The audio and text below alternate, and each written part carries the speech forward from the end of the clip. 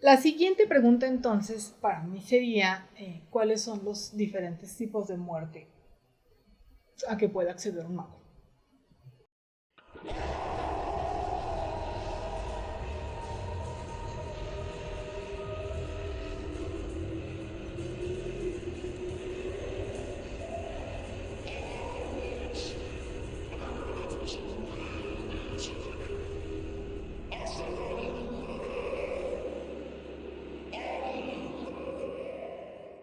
Yo creo que eso se menciona perfectamente en los cuentos de Virgo del Bardo, que son, el primero es cuando tú aceptas la muerte, o sea, de que es un proceso natural dentro de, que se menciona justo con la capa de invisibilidad.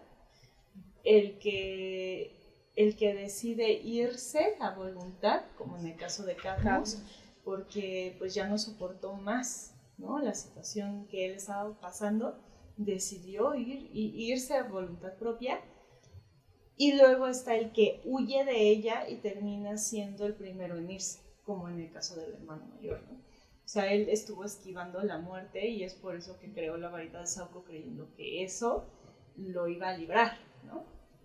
Se esquivó tanto y se quiso burlar de la muerte de tal manera que pues terminó siendo el primero en irse de esa parte. Y el que le acepta como una verdadera amiga él sigue viviendo, pasa el tiempo y no pasa nada porque sabe que en algún momento llegará su momento. A mí me parece que es exactamente al revés, que no deberían de ser las reliquias de la muerte, sino las reliquias de la vida, porque nos habla de no de la forma de morir, sino de la forma de vivir.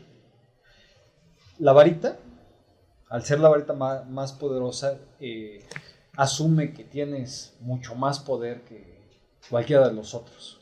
Asume que vas a poder vencer a cualquiera. Este elfo doméstico es cada vez más flojo. No se quería atravesar, que no es lo mismo. No lo sé.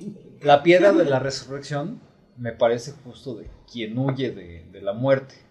Es quien le tiene tanto miedo que pretende no pasar al otro lado o regresar de alguna manera. Y la capa de invisibilidad me parece... Él habla de que la muerte le da su capa a Ignotus. Ignotus se cubre con el manto y por eso logra vivir, porque la muerte no le encuentra. Entonces es básicamente, le da la varita a uno y el otro dice, soy el más poderoso. Entonces es como la forma de vivir agresiva, violenta. Y si tu forma de vida es violenta, vas a tener un fin violento. Hasta que hubo uno que la pudo engañar, ¿no? Que ya fue mucho, mucho más para acá. Ahí justo, digamos, para los otros, los usos no tradicionales de las reliquias, voy a ocupar el ejemplo de Grindy, de Harry y de Dumbledore. Y por último, gracias. Me parece que la forma en cómo se representa la capa de invisibilidad es: sé consciente de que la muerte está siempre ahí rondando, ¿no? Sigue viviendo, sigue llevando tu vida, pero nunca te pongas de frente a ella. Sé cuidadoso, ¿no? No dejes de hacer lo que tengas que hacer, y en el momento en el que llegue la muerte habrás vivido una buena vida. Por eso la vas a recibir como una vieja amiga. Una vieja amiga, porque sabes que está ahí y sabes que está rondando todo el tiempo. Si me explico, es tener la conciencia de que la muerte está permanentemente ahí, ¿no? Y que no importa qué tan poderoso seas, qué tan fuerte seas, no vas a poder evitar que te llegue. Y que en el momento en el que te llegue, justo es parte de la naturaleza. Si intentas regresar de allá, estás rompiendo con la naturaleza. Entonces no vas a poder no vas a poder estar aquí, ¿no? Que es igual que los fantasmas. Los fantasmas terminan siendo seres incompletos porque quedaron atorados, ¿no? Normalmente cuando vas contra la corriente, chocas. Es muy lógico. Si vives una vida violenta, probablemente tengas una muerte violenta. Si tú no aceptas tu destino de que ya te toca morirte, no vas a querer seguir a donde ahora vas, como pasó con el profesor Vince, como pasa con cualquier fantasma, y te quedas, porque estás negándote a seguir a lo que te toca. Entonces, es por ejemplo, lo que llevó a Cadmus a la desesperación y finalmente a, por así decirlo, cruzar el velo. Ya sabemos que no cruzó el velo físicamente, ¿no? Pero por decirlo así, a dejar este mundo de manera voluntaria, cosa que a mí me parece válida, pero no lo hizo tampoco de la mejor manera porque no tuvo quien le apoyara. Él quería irse con su prometida, a la que quería mucho, ella estaba aquí retenida de manera antinatural y él terminó en su desesperación por irse. Tenemos otros ejemplos en los que uno cruza el velo de manera voluntaria sin ir en contra de la naturaleza, por ejemplo, Dumbledore. Claro. Pero ahora, perdón que te interrumpa, estaba pensando más bien en la piedra De la y resurrección. en los spoilers. Ok. Ay, no, se cancela la pausa. Bueno, aprovechemos la pausa y me preparas Sí. otro tecito. Bueno, justo quería comentar acerca de cómo se usa la piedra de la resurrección. Creo que hay formas distintas de usarlo, aunque nada más conocemos de 2 personas que la hayan usado. Es la forma en cómo la ocupa Cadmus, que es una forma, a mi parecer, antinatural, y está la forma en cómo la usa Harry. Harry usa la piedra de la resurrección para atraer a sus seres queridos, pero no para mantenerlos aquí. No es una intención egoísta, exactamente, ¿no? No es yo te quiero tener aquí porque yo aquí quiero que estés, ¿no? Es te traigo para acá para que me ayudes a trascender, ¿no? Para que me ayudes a poder ir más allá y no irme solito, ¿no? Pero aquí, hablando en términos de utilidad mágica de los aparatos mágicos, la piedra de la resurrección tiene como poder único traer el espíritu de alguien o alguienes. Uh-huh. No tiene intención, como diferencia como cuando estábamos hablando de los hombres seleccionados. Ajá. Su utilidad es traer a alguien o alguienes. ¿Por cuánto tiempo? Por el tiempo en el que el usuario lo tenga. Por el tiempo en el que el usuario esté haciendo uso de la piedra. ¿Ok? Porque en cuanto Harry se deshace de la piedra, Desaparece. efecto.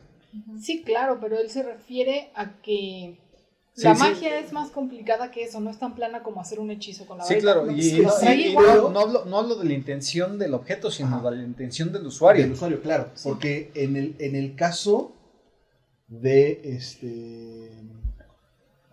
Cadmus, mantuvo al espíritu en la tierra, mantuvo el espíritu aquí, y por eso el espíritu se va apagando, porque no es correcto que esté en el Sí, claro, termina destruyéndolo. Exacto. Por tenerlo aquí de forma forzosa, ¿no? O sea, a diferencia de Harry, que Harry estaba consciente de que se estaba encaminando a morir, de que tenía que morir para que las cosas pudieran funcionar. No exactamente que no iba a morir, pero que tenía que hacer, claro, que su parte del trato, su parte de las cosas era morir. Él siempre siguió su mandato de acuerdo a la corriente. Exacto, el empujoncito o la conciencia para no estar solo al morir. Sí, claro. Gran diferencia, pero esto ya es el enfoque de las personas, no del objeto. Sí, claro, sí, claro, o sea, sí, el objeto en este caso, a diferencia del sombrero, el sombrero se puede comunicar con nosotros, ¿no? La piedra no. Incluso quizá la varita puede medio comunicarse con nosotros, sí, ¿no? Claro. Pero ni la capa, ni la piedra pueden comunicarse, ¿no? Ahí reflejan exclusivamente las intenciones del usuario, ¿no? juro solemnemente que mis intenciones no son buenas. Sí, claro. Sí, pero de hecho, específicamente estos tres objetos, por cantidad de poder, carecen de ciertas características que tienen los pares, por así llamarlos, mágicos y normales. La varita, la capa y la piedra en ciertos aspectos carecen de esta esencia de conciencia, porque en las varitas, la varita tiene una conciencia, la varita de Sauco no. Es solamente como un mandato. Son cosas muy específicas por la cantidad de poder que tienen estos objetos específicamente. Sí, Se aunque vuelven también mecánicos. la magia de cada uno de nosotros actúa diferente en los objetos. Algo mucho más plano, algo físico, como una manivela quizá. No es lo mismo que la trates con amor para rallar tu queso parmesano a que lo hagas con coraje y la termines rompiendo. Entonces, aunque la piedra funcione aparentemente igual en todas las ocasiones, no es lo mismo traer a alguien por el motivo egoísta de estar con alguien aquí forzosamente, a traerlo como un psicopompo, un acompañante que te ayude a cruzar al mundo de los muertos de manera pacífica y natural. Sí, claro, y ahí Harry creo que se convierte en el Señor de la Muerte en el momento en el que puede adaptar estas tres cosas, ¿no? Refiriéndome de nuevo a las reliquias como metáfora de cómo vivir, ¿no? Harry ocupa la fuerza, ocupa la violencia, cuando es violencia en cuanto a fuerza excesiva, no en cuanto a intención de destrucción. Harry ocupa la violencia cuando es necesario, se protege cuando es necesario y sabe que en algún momento hace falta ir para allá. Otro uso que se me ocurría era similar a lo que pasa con los cuadros, ¿no? Que los cuadros tienen grabado nada más un cachitito, ¿no? Es como tener... un conocimiento. Sí. Pero es muy poquito, ¿no? Entonces, a lo mejor la piedra pudo haberse ocupado para eso, para cuando necesitas consultar con alguien, que necesitas realmente el saber de esa persona, ¿no? Pero aparentemente a nadie se le ocurrió eso, ¿no?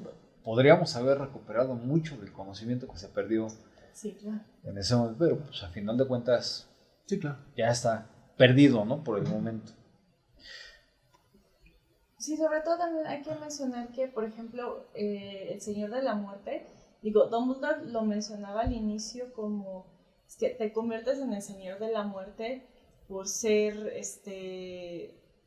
por poder, digamos, controlar la muerte, ¿no? O sea, eso lo veía él al inicio. Él se refiere al Señor de la Muerte, como todos lo tomamos como alguien que no moría, pero exacto, no era así. Inmortal, y no, al contrario, es lo opuesto, es alguien que sabe lo que va a pasar, porque la mayoría lo ven por eso más hacia el cuándo debe irse, sino el cuándo debe irse, el por qué se fue, o sea, el comprender estas situaciones, porque a Harry le tocó ver y vivir varias de estas situaciones, no nada más porque él poseyó las tres reliquias, sino hay que ver el por qué y en qué momento las poseyó realmente.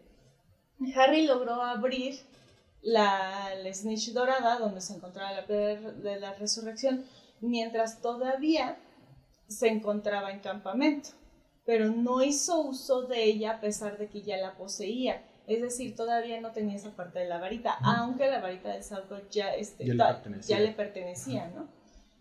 La capa de invisibilidad, bueno, siempre le perteneció, pero realmente no le hacía el uso del conocimiento como reliquia de la muerte, o sea, él simplemente pues era una capa invisible y ya. Incluso Ron le dice, sí es cierto, es curioso porque las capas invisibles tienden a ir perdiendo su efecto conforme los años, y la tuya, por mucho que la hemos usado y demás, no se desgasta.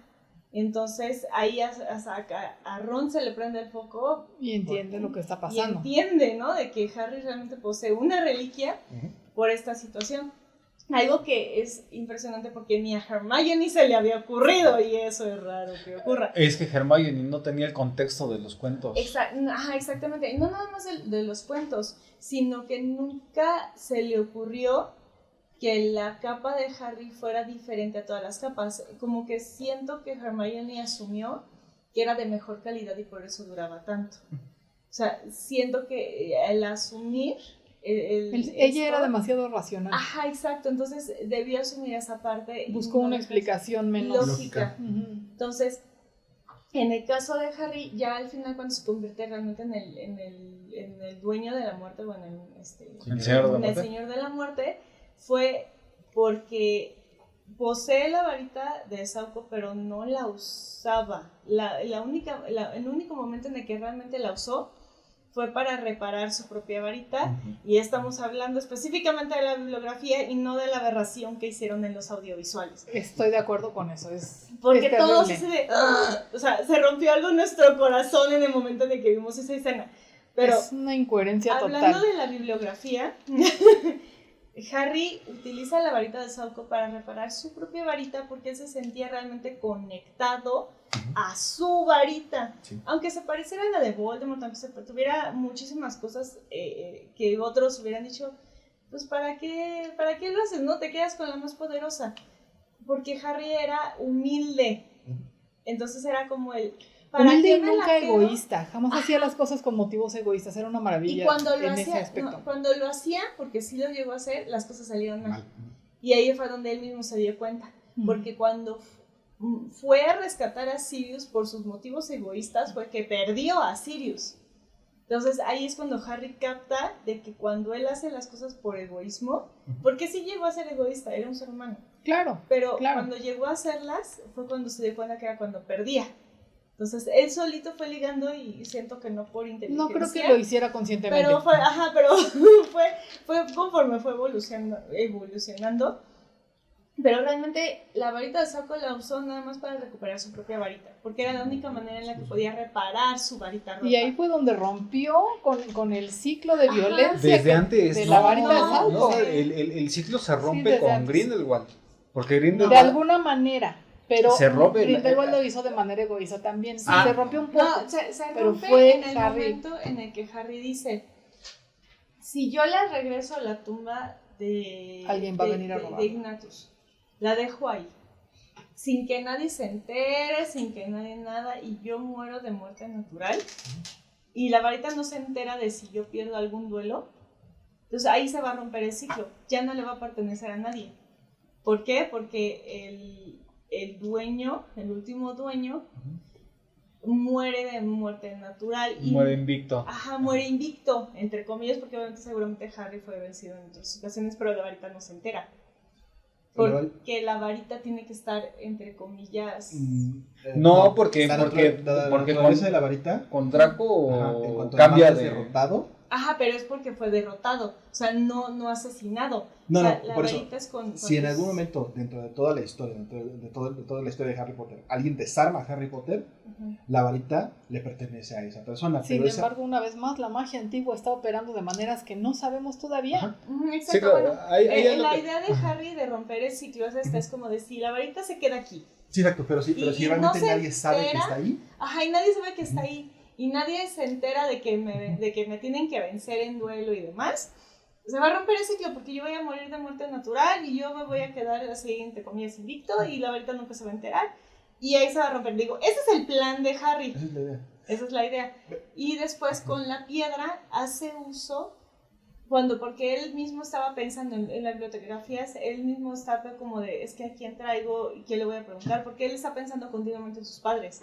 Él ya traía la idea de traer a sus padres y hablar con ellos, pero no sabía de qué, no sabía cómo, sabía la historia de Cadmus, entonces tenía un problema y así como de, la tengo y no sé cómo. Si me los traigo y los destruyo, ajá, exacto, sería injusto con ellos, ¿no? Él estaba realmente en ese momento de, ok, tengo esto, ¿y ahora qué?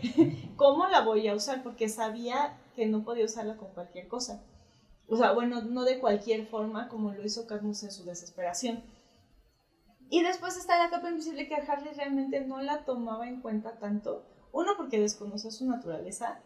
Y dos, porque realmente la veía como un objeto útil en el momento de problemas, pero para ayudar a otros. Que es por esto que Harry realmente no le ve como que tanta importancia, porque no la veía como para engañar a la muerte. Lo usaba para fines de niño. irse a la sección prohibida, esconderse de los profesores, salvar un dragón. ¿Por qué, O sea, por qué no abrimos ya la sección prohibida? Todos se meten a la sección prohibida. Yo no.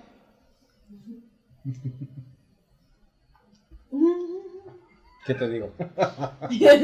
Ravenclaw sigue las reglas. Dicen. Bueno, algunos La tú también eres mayoría Raven. sí. La mayoría sí. Pero el fin es Sí, como sea. que, que Harry se transforma en el Señor de la Muerte no al huir ni al esconderse, sino al saber en qué momentos, cómo funciona la muerte. Pues sí, básicamente en cómo funciona la muerte y en aceptarla como una parte. Es correcto. Vio partir a su padrino, nunca, perdió a sus padres y nunca se enteró. Él mismo tuvo que sacrificar su vida. O sea, Harry tuvo que pasar por todas estas situaciones de muerte y la muerte siempre le rondaba.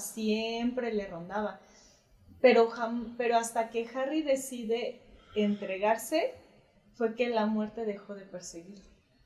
La razón por la que Harry Potter se convirtió en el amo de la muerte no fue por poseer las 3 reliquias. La razón fue la que estás diciendo tú. En el momento en el que él la aceptó y dijo, aquí estoy listo, si es necesario, vamos. En ese momento la muerte deja de perseguirlo. Exactamente. Claro, te libras. Ahora, estamos hablando de la muerte y me parece que hay, por lo menos en este idioma es un poco confuso, porque podemos pensar la muerte como un ser como el psicopompo, La muerte como sujeto. la muerte como sujeto y la muerte como fenómeno.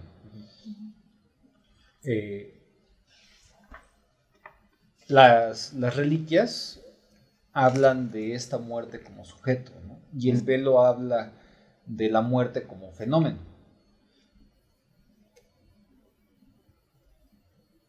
Y normalmente asumimos que la muerte es en el momento justo en el que se despegan el alma y el cuerpo deja de vivir porque ya no tiene un alma.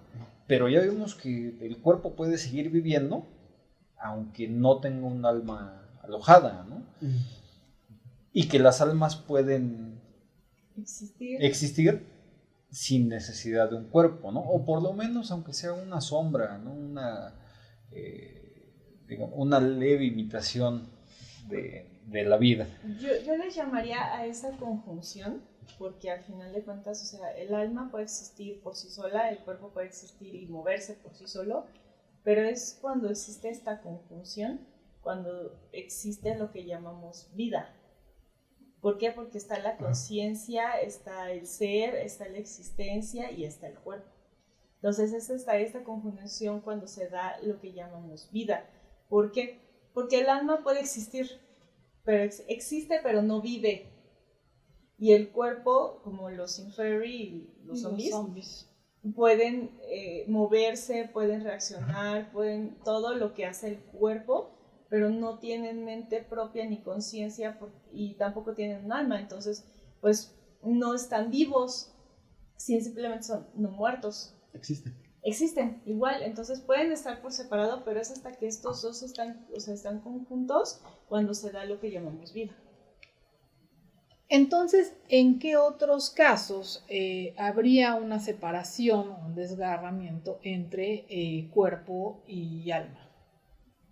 Pues el beso de Dementor sería el caso, porque a fin de cuentas el Dementor absorbe tu alma. O sea, eso es todavía aún más fuerte, porque el alma ya no, va a existir. En sí no es que te la quite, te la arranca. Sí. Por eso mencioné como desgarramiento. Ajá, sí, porque de hecho es un suceso demasiado violento. Porque se dice que es algo que es muy difícil de ver. Porque estás viendo cómo el alma es arrancada del cuerpo. Es como si le arrancaran, como si vieras como a alguien le están arrancando el corazón mientras vive. La existencia. Le están arrancando el alma de la existencia del ser. Y eso es algo muy, muy difícil de ver porque estás viendo la muerte en vida. Una muerte extremadamente violenta.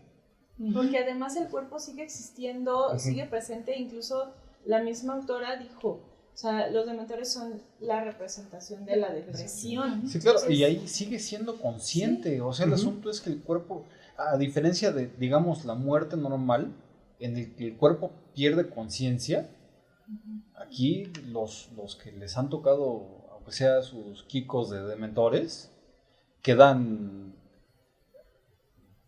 desgarrados, por Sí, así quedan- decirlo. quedan quedan rotos.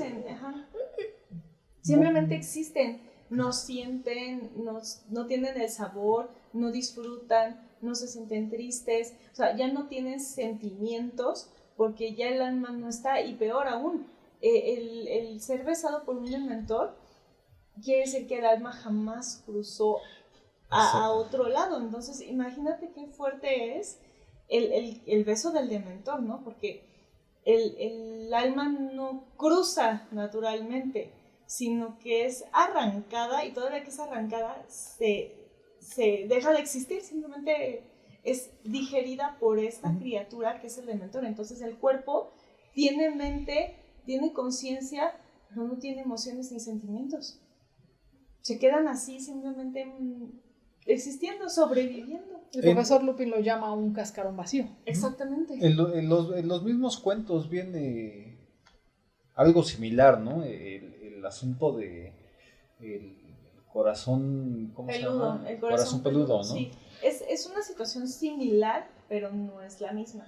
Ahí el protagonista se quita el corazón, hace magia muy oscura, porque al quitarse el corazón lo que hace no es quitarse el alma, es quitarse los sentimientos, porque sigue teniendo emociones como la ira, el desprecio, o sea, como todas estas cosas, pero no siente, no tiene este sentimiento de felicidad, o sea, pues, no siente el enojo, siente la ira.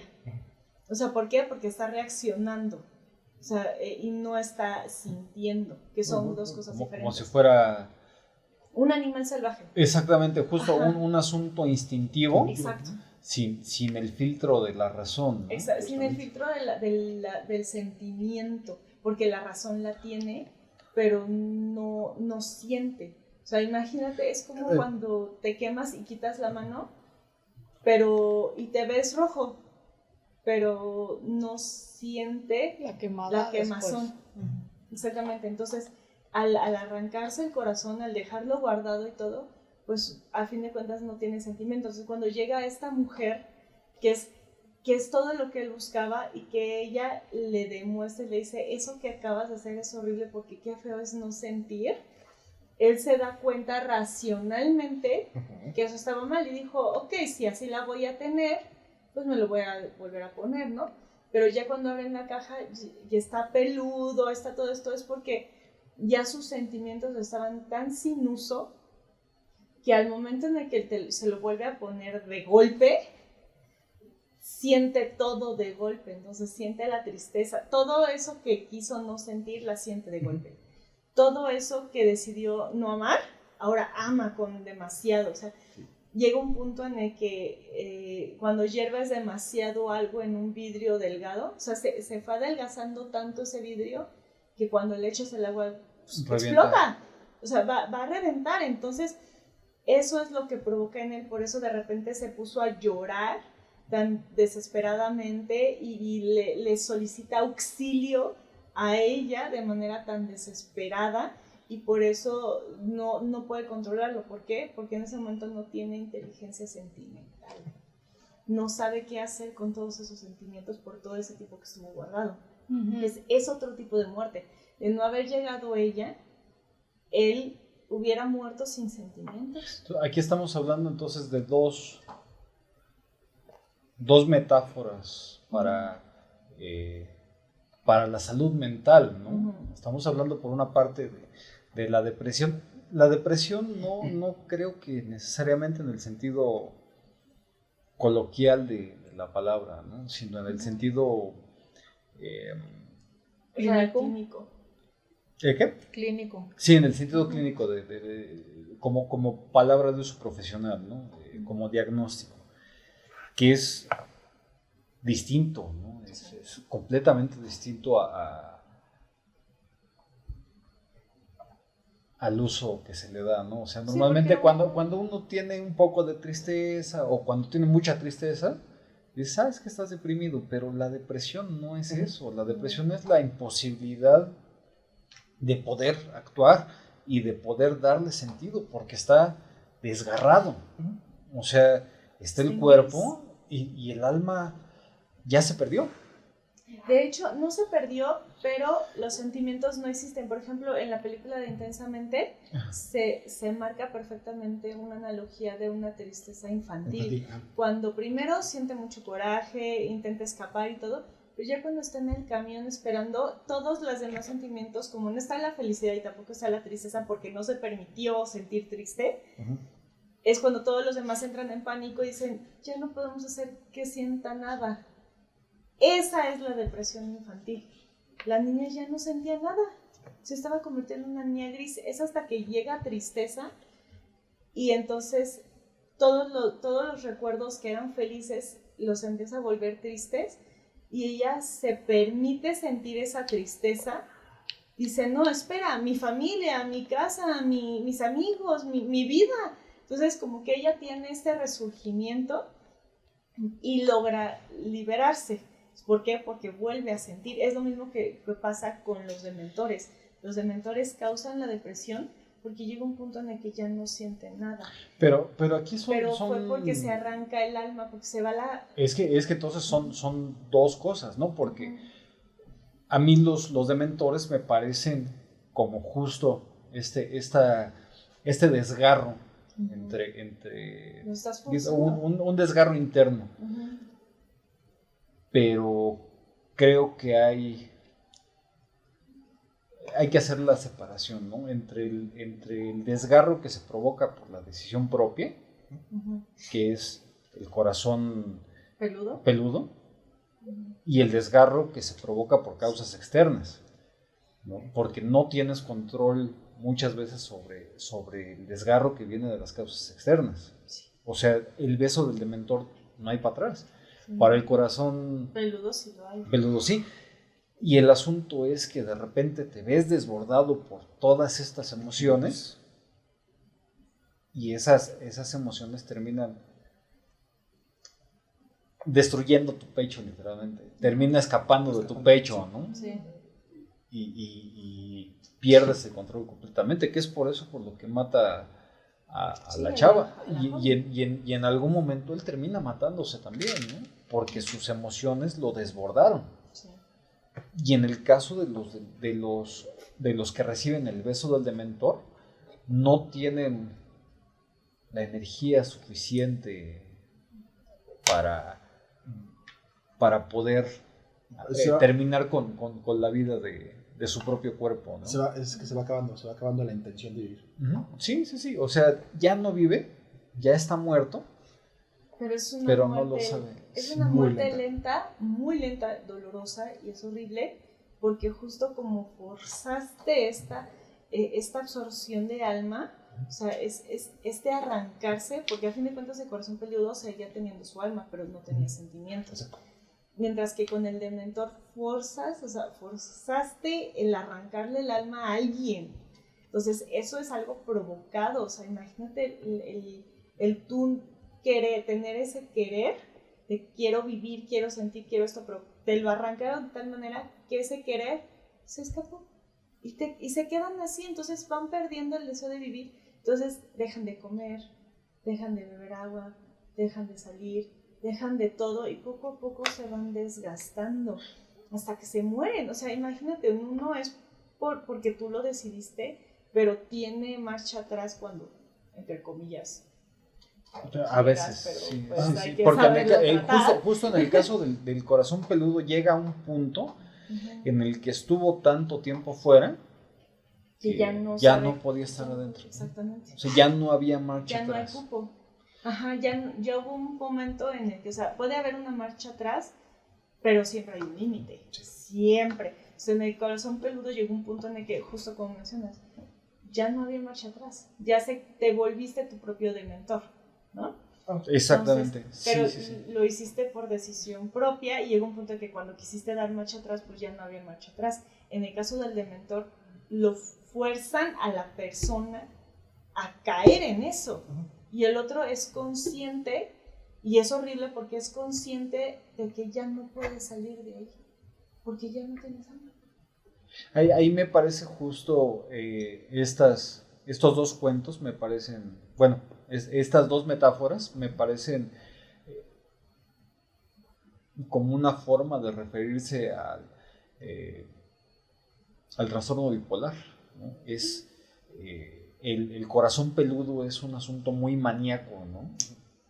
Es maníaco en el momento en el que regresa el corazón al pecho, ¿no? Y el corazón termina desbordando, termina haciendo que las emociones desborden al sujeto.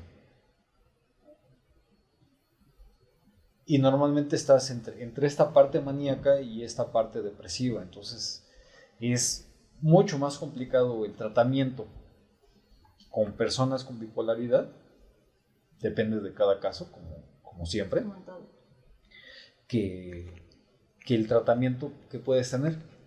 Y desafortunadamente,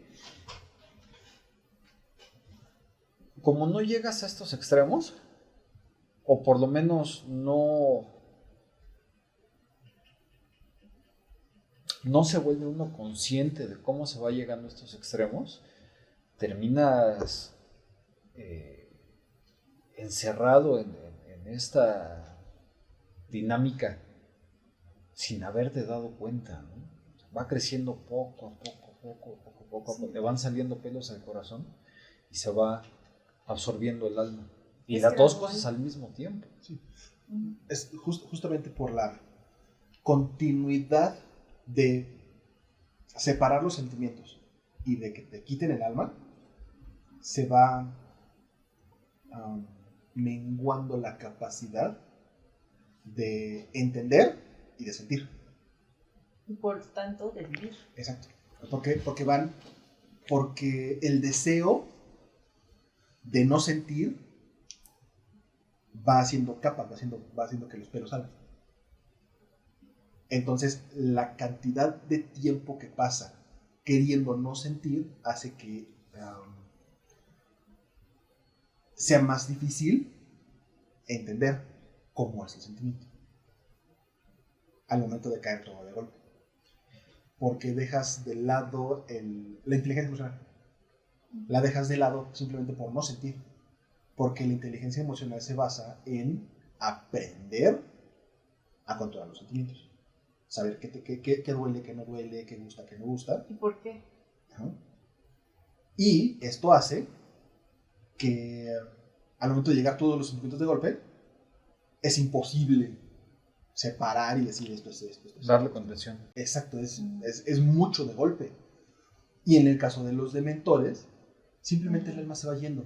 Y con cada beso, con cada pequeño golpe de alma, las ganas de seguir viviendo, las ganas de la emoción, el deseo, las cosas pequeñas que le dan un sentido a la vida, los detalles que le dan un sentido a la vida y un entendimiento del por qué es importante ser yo, un gusto, un chocolate, deja de tener sentido, porque ya eso se va con el alma, eso se va con lo que es. Sí, ¿Ya te dormiste? no, estoy escuchando. Estaba pensando justo en si podemos comparar el beso del dementor a la maldición que recibe Dumbledore cuando se pone el anillo. No. No, porque el beso de dementor es cual tal el que te va quitando la vida, te va quitando las ganas de existir. Lo de Dumbledore en la mano fue algo que iba carcomiendo, como una necrosis. Pero es física. Pero es algo físico, es algo completamente físico. Tengamos en cuenta que el señor tenebroso le temía a la muerte, pero no en el temor que normalmente la gente le tiene por el desconocer el que viene después, ¿no? O sea, lo que hablábamos de cruzar el velo. Voldemort lo tenía porque él lo veía como una especie de debilidad, porque él mismo lo dice, mi madre no pudo haber sido una bruja, porque de haber sido, No, mi madre no hubiera, sí, no hubiera perdóname. muerto. Sí. Entonces, al poner eso, al decir eso, entiendes que Voldemort realmente todo lo que ve es material. Voldemort era tan materialista que él se quiso mantener en este mundo porque él estaba aferrado a su idea de no hay un más allá. Y como no hay un más allá, me tengo que mantener aquí. Y mi madre, qué débil debía haber sido, si al parirme se fue.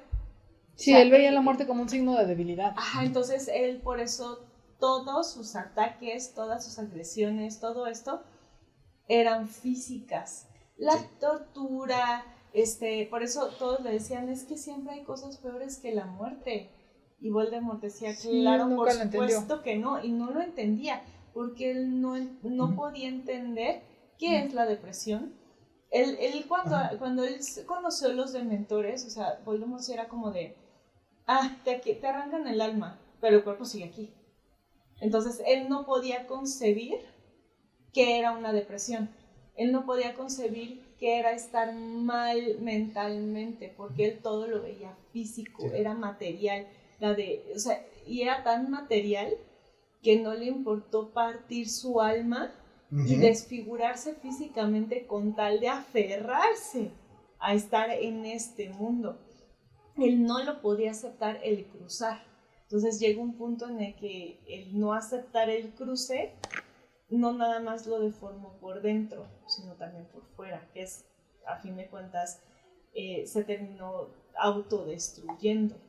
Y entonces ahí es en donde entra lo que Dumbledore y lo que otros le decían, hay cosas peores que la muerte, puedes terminar como Voldemort. E incluso en la bibliografía, la muerte de Voldemort no se hace puff como en... No me quiero ir, señor Como en Stark. Thanos, ajá, exactamente. O sea, no se hizo puff, sino que él queda como un cuerpo inerte, tan burdo y tan todo. ¿Por qué? Porque seguía siendo humano, seguía siendo un ser viviente, un ser humano. Porque ya. a pesar de todo, tenía alma y la alma la partió en 7 partes. Sí. En 6, pero 7. Entonces, al morir, al quitar las almas, lo único que queda es el cuerpo. Entonces, por eso es algo que él no podía entender. Entonces, sí, hay cosas como peores que la muerte, pero esto es justamente lo que crea que Voldemort haga todo lo que hizo. Era un mago tenebroso y irónicamente porque no logró comprender, o sea, sabía manejar la magia oscura, pero jamás la comprendió. Que son cosas, dos cosas muy diferentes.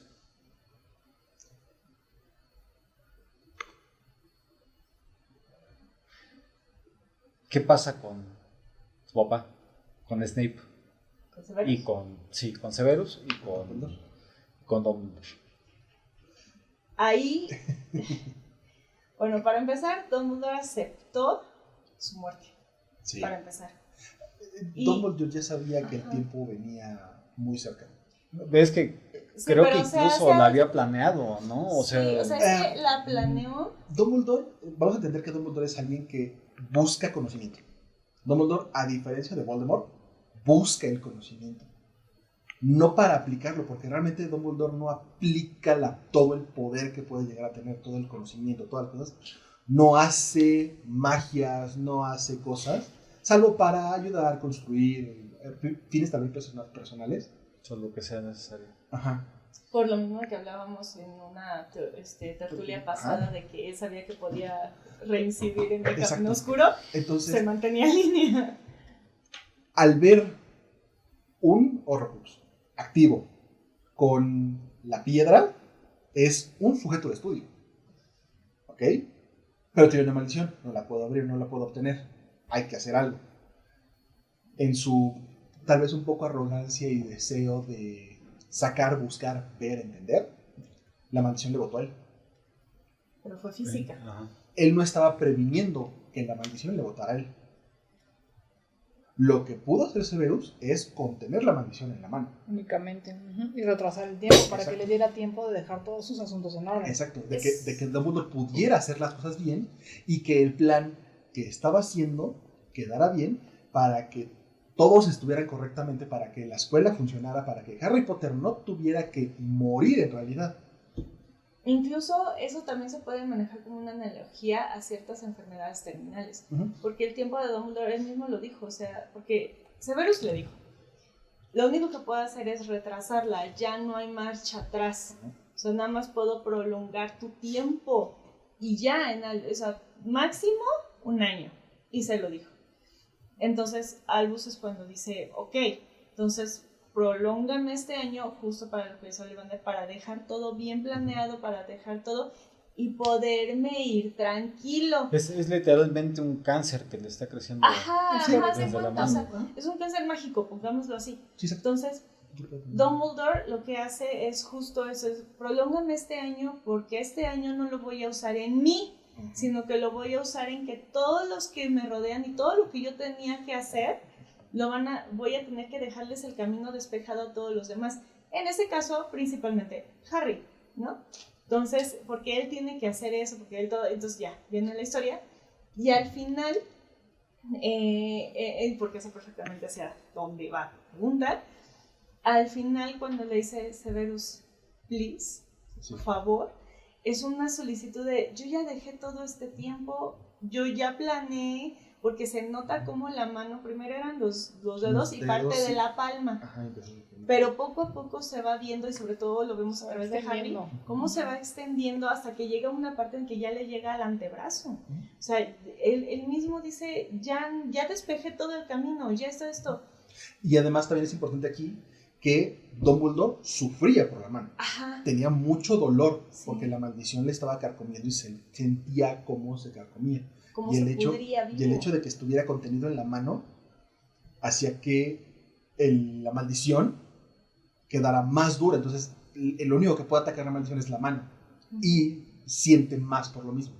Sí, claro. Y la condición, la maldición estaba contenida en la mano, pero en realidad era para todo el cuerpo. Entonces, Exacto. de nada servía que se cortara la mano. Sí, pues, no. Porque, bueno, se entiende que las maldiciones no van sobre tu cuerpo, sino sobre tu alma. La que está maldita es tu alma. Entonces, si le corta la mano, la maldición va a seguir. O sea, sí, porque sobre todo ya era una maldición que ya le había caído por el propósito que intentó darle Dumbledore. Entonces, aunque se cortara el brazo, es como cuando justo en el cáncer, ¿no? Que dicen, pues te mochamos la mano, pero ya el cáncer ya son se había metástasis. extendido por aquí, Exactamente. entonces ya valió queso, porque por mucho que te cortemos hasta el hombro, eso ya pasó a Ya tus está. venas, Ya ya está pasó en a ti. tu corazón, o sea, ya está en todo tú, nada más que como aquí surgió, pues es lo que se va a comer más rápido.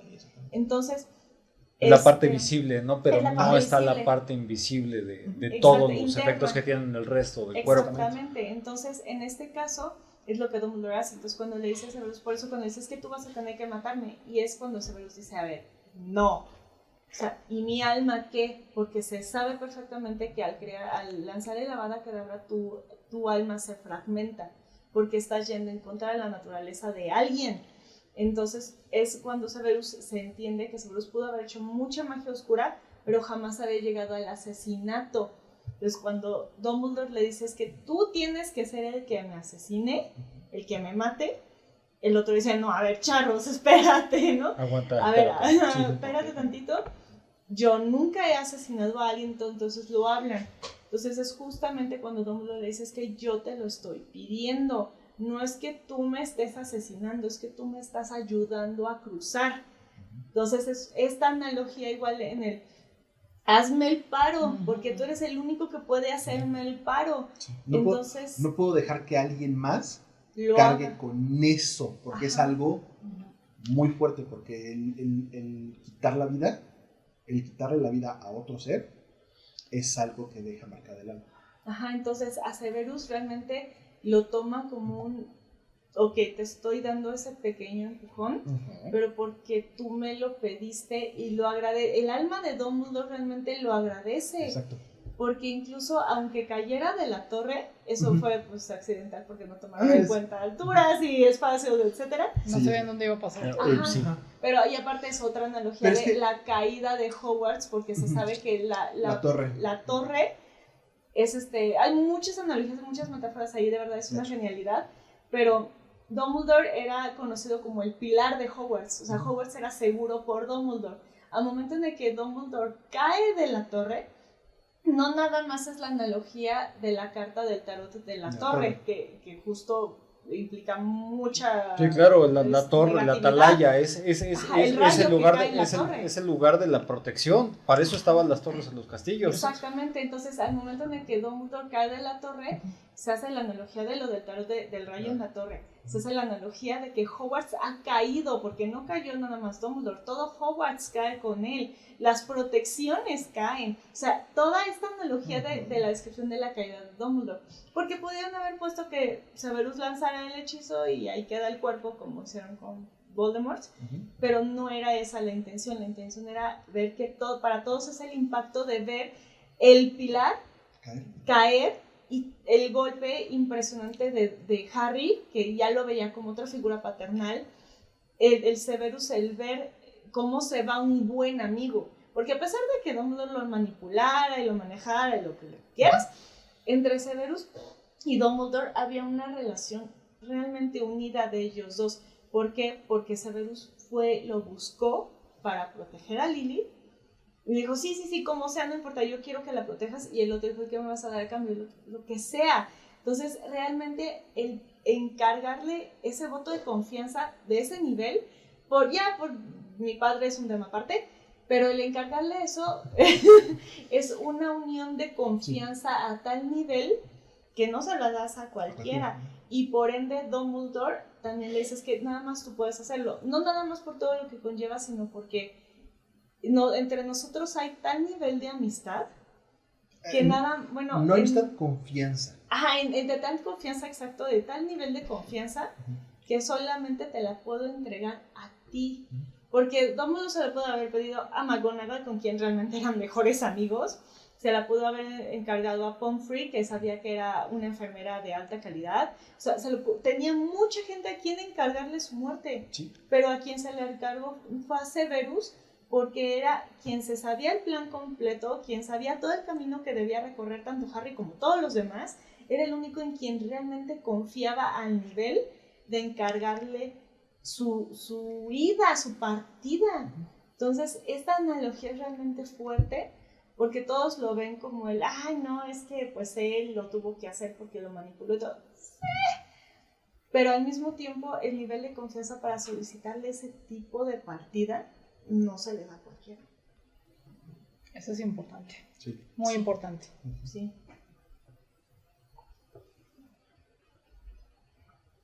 ¿Hubiese cambiado algo si Dumbledore hubiera tomado su propia vida?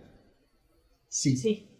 Porque más allá del hecho de quitar la vida, más allá del hecho que haya sido él o que haya sido un externo, un tercero, era todo lo que estaba acostado.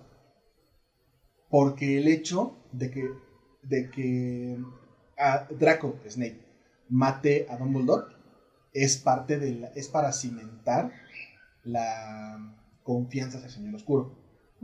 Es parte del plan. Él sabía que tenía que morir de esa manera. Para que el Señor Tenebroso pudiera confiar completamente en Severus. Porque él mismo lo dijo, Draco era... sí quería sacar mucho potencial y quería que lo vieran. Porque siempre, vamos, o sea, por cómo fue criado. Pero no era una mala persona. Exacto. O sea, el Draco realmente lo que tenía es que era un niño chiqueado, un niño mimado, un niño que estaba acostumbrado a que todas las luces apuntaran a él. En el momento en el que está Harry Potter y Harry Potter lo rechaza, siente el golpe de, a ver, espérate, porque él tiene más luz que yo. Siente esa envidia que le generan al momento de su crianza. Pero no es porque sea una mala persona. Simplemente le fomentaron la envidia por el tipo de crianza, pero no era el nivel de envidioso como para querer asesinar a alguien. Lo iba a hacer realmente por la desesperación de que es que... Desesperación y miedo. De miedo, exacto. O sea, es que si no lo mato, me va a matar a mí. No O solamente, sea, no solamente y a mi sino familia y todo lo que y conlleva todo lo la que, familia. o sea, ahí fue cuando Draco realmente, es por eso que Harry y Draco tal vez no se llevan bien posteriormente, pero sí hay cierta tolerancia uno con el otro, porque Draco se percató del peso que lleva Harry, o sea, teniendo todas ese tipo de luces que él tanto deseaba. Y Harry se da cuenta de que Draco realmente no era una mala persona, simplemente era mimado y le recordaba a la actitud que tenía Dudley con él en la infancia. Exacto. Eran el reflejo uno del otro por sus tipos de crianza, por eso chocaban. Pero a raíz de que ellos van creciendo, van madurando, van viendo todo esto, se dan cuenta de que realmente se pueden tolerar. O sea, no van a ser súper mejores amigos, ni mucho menos, pero se pueden llevar bien, o se pueden llevar ese tipo al nivel en el que Harry le salvó la vida del fuego maldito. Sí. Que hasta me encanta que Ron le dice, si nos morimos por ese, te mato. Porque realmente el pleito de familias o el pleito natural de herencia era entre los Weasley y los Malfoy. Por lo que eran. Pero Harry y Draco Los eran rojos por y el los verdes. tipo de crianza. Ajá, exacto. Entonces era por el tipo de crianza, no porque Draco fuera una mala persona. Tan así es que la varita de Draco es de Pedro del Unicornio. El Pedro del Unicornio es imposible que esté con una persona mala. Y el hecho de que Dumbledore sabía perfectamente el plan de Draco. Sí. Y Dumbledore, a saber el potencial que tiene Draco y la persona que es Draco y que puede llegar a ser, no le puede permitir a esa persona ser marcada por un asesinato. Justo a eso iba. Ajá. El alma de Snape se ¿Fragmentó? fragmentó No. en el No. momento No, ¿por qué? y si lo hicieron ellos precisamente para evitar que un alma realmente se fragmentara. Sí, claro. Porque porque una cosa es un asesinato y otra cosa es matar a alguien. No es lo mismo a pesar de que sea la misma acción. Porque aquí es donde viene la intención. ¿Ok?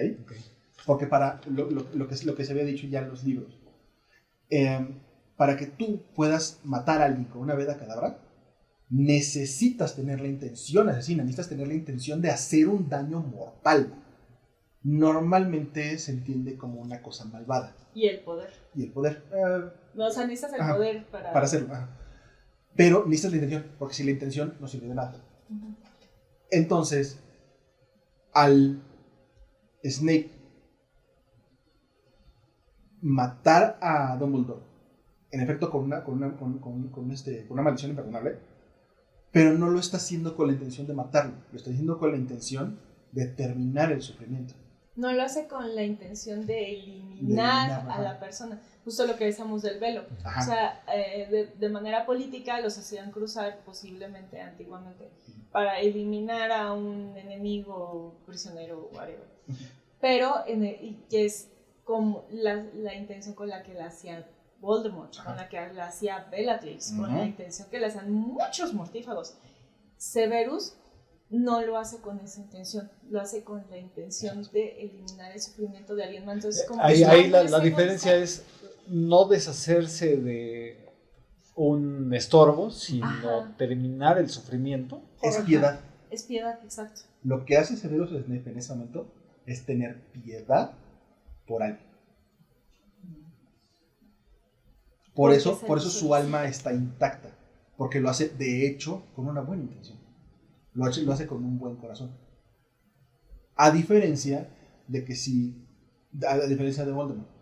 Incluso Ujú. hay algo que aquí me está brincando mucho. Por ejemplo, Molly Weasley, por ejemplo, yo siento, ahí vendría un punto. Porque Molly Weasley, cuando Bellatrix Ajá. está luchando y todo, y que le dispara a Ginny, Con mi hija no, y la perra, otra y así. es con mi hija no, perra, así con ese sentimiento de mamá protectora que y todo así como, ¡oh, señora Weasley! Sí. ¿No? Pero sabíamos hasta cierto punto que, pues, oye, crió a 6 squinkles para poder tener una hija. Por eso Ginny es la última. Y la séptima y... La séptima, por eso es la séptima, porque ellos querían una hija. Entonces tuvieron puros hijos y hasta que nació Ginny dijeron, muy bien, ya tenemos a la niña, follow. Entonces por eso es que Sí. Molly se pone de a mi hija, ¿no? Y Malfoy Y está pum, feliz de eso. Le empieza a dar con todo y le lanza el Avada Kedavra. O sea, en las partes audiovisuales no lo hicieron tan agresivamente, pero en los libros se sabe que Bellatrix fue asesinada por Molly. Weasley Sí. con una Avada Kedavra. Entonces ahí es cuando uno dice, wow, o sea, lo hizo por Ujú. defender a su hija, porque es como o sea, a ver, esto, ya con mis hijos no te vas a meter, y si alguien se va a morir aquí va a ser yo, y me voy a morir de pie protegiendo a mis niños. Entonces ahí es cuando te quedas de, wow, esa es otra intención, por ejemplo. Ese sería más bien como la muerte en autodefensa, que supongo Ajá. que es lo mismo que pasa con los aurores. Sí, Cuando sí. están Por protección. que él siempre dice que por qué mandan Expelliarmus, que por qué no mandan. Ujú. Ujú. Pero es esta situación porque lo hacen por defensa. Claro que hay aurores que se corrompen y que Le agarran gusto. le agarran gusto, que son como estos, pues igual que en el mundo móvil los policías, que los va absorbiendo el poder y que, pues ya le disparé a alguien, pues lo hice en defensa propia, y lo escuchas en el tono incluso, ¿no? Eso era en defensa propia. De que le disparaste a un niño de 13 años por ser afroamericano, porque iba corriendo a la escuela para llegar temprano y creíste que era un ratero. ¿No? Pues estaba corriendo. Entonces, ¿Para qué ajá. corre? Entonces ahí ¿Para está. qué no se para más temprano? Exactamente, entonces ahí es cuando uno dice, ya le agarró el gusto, ya está justificándose, ya todo, pero la intención era matar. Entonces lo mismo ocurre con los aurores. Entonces se pueden llegar a corromper. Por eso Alastor Moody, que es un gran auror, no asesinaba. Alastor Moody, cuando los podía entregar vivos, los entregaba vivos. Por eso la mitad de las cabanas estaba llena por él. Ujú. Porque Alastor Moody evitaba a toda costa tener que disparar a matar. Sí. Y lo evitaba, y muchos aurores no. Muchos aurores es como de, pues es que, o sea, si tenían que asesinar a alguien para defender al otro, pues lo iban a tener que hacer, pero lo tenían que dejar como último recurso, justo Así como es. lo hacía Alastor Moody. Eso es lo que hace un buen auror, que es justamente lo que Harry hace, porque incluso Harry no lanza la Avada Kedavra, pero sí lanzó un imperio, y sí lanzó un crucio. Y el crucio que lanza, incluso esa escena me encanta en los libros, porque en las películas pues le lanza el crucio a Bellatrix, en las películas, ¿no? Y la otra como que se asusta. En los libros se lo lanza y Bellatrix sí siente el golpe y se cae como de, ay, tienes que sentirlo, tienes que tener la intención de ver sufrir al otro. Y en el séptimo año, cuando un Carrow le grita y realmente le escupe a McGonagall, llega Harry, se quita la capa y ¡pum! Crucio, lo manda y lo deja retorciendo ahí, y el otro como se hace bolita y todo, y McGonagall se vuelve de ¡Potter! Y el otro, mira, sí, Bellatrix tenía razón, tenía que sentir la sensación, ¿no? Pero Muy McGonagall galante está de tu como parte, en Potter, le crisis, dicen. está McGonagall como de, o sea, muy galante, pero está impactada porque, digo, Y de se hace 5 asustó minutos y así. Sí. de que vio a Potter realmente lanzando un crucio y que le salió bien. Ella sabe que debe tener la intención y el todo, por eso es como el, gracias, pero mijo, no me espantes así. Porque es esta escena, ahí es cuando Harry descubre que es como de, sí, tienes que tener la intención, ¿no? O sea, y la dice sin culpa. Realmente Harry Sí, lo claro, dice Harry sin Sí, ya culpa. claro, estaba muy enojado. porque era su intención Sí, verdadera, Sí, generar es como de, dolor. a mi profesora no estúpida, ¿no? Y después de todo lo que había pasado por meses y meses. Claro, entonces McGonagall se ve mucho más desgastada porque Harry lo menciona. No se ve vieja por la edad, se ve Está ya cansada. vieja por el desgaste y el cansancio. Entonces, por eso cuando la tratan así, el otro sí entra en coraje, en la ira, y es como de, tómala. Y la otra es como de, o sea, qué galante, o sea, como el gracias, pero Griffin bájale a tus niveles, ¿no? O sea, correctamente debería decirte no lo hagas, pero gracias por el gesto. Entonces, esa es la diferencia. Harry, el único que nunca lanzó fue la Avada Kedavra. Es la única que Harry jamás lanzó de las maldiciones imperdonales. Hasta donde sabemos. Hasta ese momento. Hasta ¿no? ese momento al menos. Ajá. Entonces, pero por esta situación, porque Harry sabe perfectamente lo que conlleva la muerte. A esas alturas todavía no se va a dejar, no va a aceptar su propia muerte todavía, pero ya sabe lo que conlleva una muerte. Porque sabe, o sea, y lo hace, justo como decía Malfoy hace rato, no lo hace consciente, es inconsciente, porque los Carroll pues eran hermanos. Entonces Harry seguramente su subconsciente fue como un crucio porque una Avada hubiera dejado sin hermano a alguien. Entonces Harry sabe lo que es la pérdida por muerte. No necesariamente porque le haga daño a alguien, sino porque no es correcto quitar esa vida. Yo digo que fue lo que se le ocurrió y más que nada que no es correcto. O sea, ya tanto como dejarlo sin hermano no creo que le importara tantísimo. Pero, No lo hace consciente, pero sí era como una muerte no está bonita. Sí. pues tampoco tal cual. Y no quería corromperse él. Ajá, Vamos claro. a avanzar.